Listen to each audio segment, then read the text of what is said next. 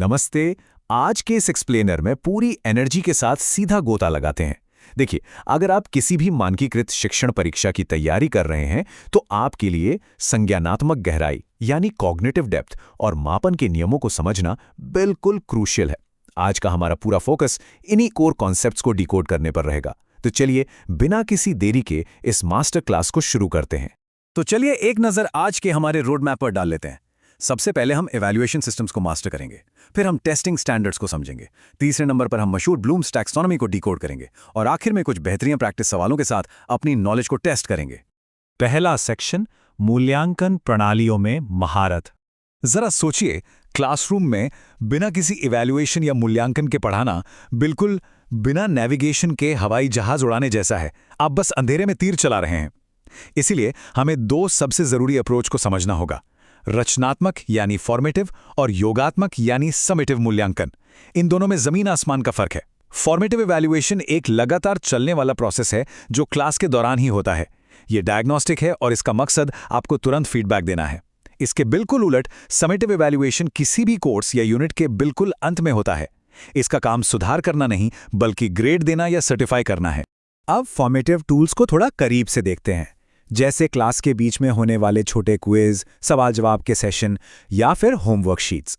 आप जानते हैं, ये टूल्स टीचर्स के लिए एकदम इमीडिएट रेमेडी की तरह काम करते हैं। मतलब अगर बच्चों को कोई कॉन्सेप्ट समझ नहीं आ रहा तो टीचर तुरंत उसी वक्त अपनी पढ़ाने की टेक्निक को बदल सकते हैं। दूसरी तरफ है हमारे समेटिव टूल्स, जैसे कि आपकी यूनिवर्सिटी की सेमेस्टर परीक्षाएं, फाइनल बोर्ड एग्जाम्स या कोई भी फाइनल असेसमेंट।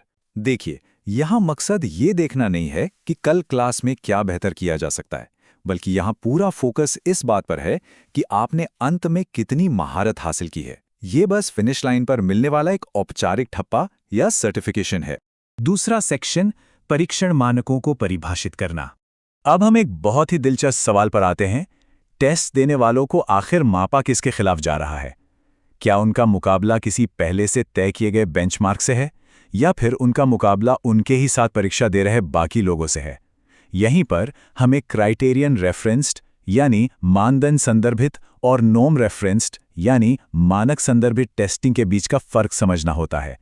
एक में आपको एक एब्सोल्यूट टारगेट हिट करना होता है, जबकि दूसरे में आपको बाकियों से बेहतर रैंक लानी होती है।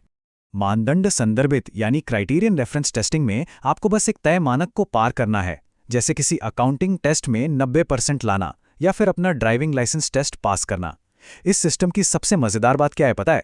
आपके साथ टेस्ट दे रहे बाकी लोगों ने कैसा परफॉर्म किया उसका आपके रिजल्ट पर लिटरली जीरो इम्पैक्ट होता है। आपको बस अपना टारगेट हिट करना है। लेकिन नॉर्म रेफरेंस टेस्टिंग में पूरी गेम बदल जाती है। यूजीसी नेट, कैट या जेई जैसे सुपर कॉम्पिटिटिव एग्जाम्स के बारे में सोचिए। यहीं पर वो कर्व मैटर करता है। यहाँ परसेंटाइल काम करता है, मतलब छात्रों को एक दूसरे के मुकाबले रैंक किया जाता है ताकि क्रीम यानी टॉप परफॉर्मर्स को चुना जा सके। आपको सिर्फ पास नहीं होना है, आपको बाकियों से आगे निकलना है। तीसरा सेक्शन, ब्लूम के वर्गीकरण को डिकोड करना। टेस्टिंग को समझने के बाद अब हम एजुकेशन के सबसे फेमस फ्रेमवर्क्स में से एक पर आते हैं, बेंजामिन ब्लूम्स का वर्गीकरण। खास तौर पर 2001 का वो कॉग्निटिव डोमेन अपडेट जो एंडरसन और क्रैथवोहल लेकर आए थे। और ये बड़े ही शानदार तरह से दर्शाता है कि कैसे हमारे सीखने के उद्देश्य एक पदानुक्रम यानी हायरार्की में काम करते हैं, बिल्कुल साधारण चीजें याद रखने से लेकर कुछ एकदम नया क्रिएट करने तक। चलिए इस सीढ़ी पर एक एक कदम चढ़ते हैं। सबसे नीचे है याद रखना, फिर समझना, लागू करना, विश्लेषण करना, मूल्यांकन करना और सबसे ऊपर है सृजन करना यानी क्रिएट करना। 2001 के अपडेट में एक बहुत बड़ा बदलाव हुआ था। ऊपर की कैटेगरीज को संज्ञाओं यानी नाउन से हटाकर एक्शन वर्ब्स में बदल दिया गया था। हमारा पूरा फोकस इन एक्शन वर्ब्स पर होना चाहिए, क्योंकि किसी भी क्लासरूम टास्क की कॉग्निटिव डेप्थ यानी संज्ञानात्मक गहराई का पता लगाने का यही सबसे बड़ा सीक्रेट है। अगर टास्क कहता है कैलकुलेट करें तो आप अप्लाई लेवल पर हैं। अगर कहा जाए कि आलोचना करें या जस्टिफाई करें तो वो इवैल्यूएट करना है। और अगर आप कुछ नया डिजाइन कर रहे हैं तो बिंगो, आप सबसे ऊंचे लेवल यानी क्रिएट पर पहुंच चुके हैं। चौथा सेक्शन, परीक्षा अभ्यास प्रश्न। ऑलराइट, अब वक्त है आपके दिमाग की थोड़ी कसरत करवाने का। चलिए देखते हैं कि अभी तक हमने जो सीखा वो कितना याद है। पहला सवाल, यहाँ 2 कथन है। पहला, रचनात्मक मूल्यांकन सीखने की निगरानी करता है। दूसरा, योगात्मक मूल्यांकन परसेंटाइल का उपयोग करके छात्रों को रैंक करता है। बताइए, क्या ये सही है या गलत? 1 सेकंड के लिए सोचिए और अपना जवाब लॉक कर लीजिए। अगर आपने ऑप्शन सी चुना है तो आप बिल्कुल सही हैं। पहला स्टेटमेंट 100% सच है, लेकिन वो दूसरा स्टेटमेंट वो एक ट्रैप है। हमेशा याद रखिए, परसेंटाइल के जरिए छात्रों को रैंक करना नॉर्म रेफरेंस्ड टेस्टिंग का हिस्सा है, ना कि समेटिव या योगात्मक मूल्यांकन का। समेटिव तो बस अंत में आपकी पूर्ण महारत को मापता है। चलिए अगले सवाल पर चलते हैं। इनमें से कौन सी खूबी सीखने के एंड्रागोगिकल यानी एडल्ट लर्निंग फ्रेमवर्क को सबसे अच्छे से डिफाइन करती है? ये सवाल आपके पेडागोजिकल नॉलेज को थोड़ा और गहराई से टेस्ट करेगा। अब यहाँ जो सबसे दिलचस्प बात है वो ये है कि एंड्रागोगी पूरी तरह से ऑटोनॉमस या स्वायत्त वयस्क शिक्षार्थियों पर फोकस करती है। इसलिए सही जवाब है सी।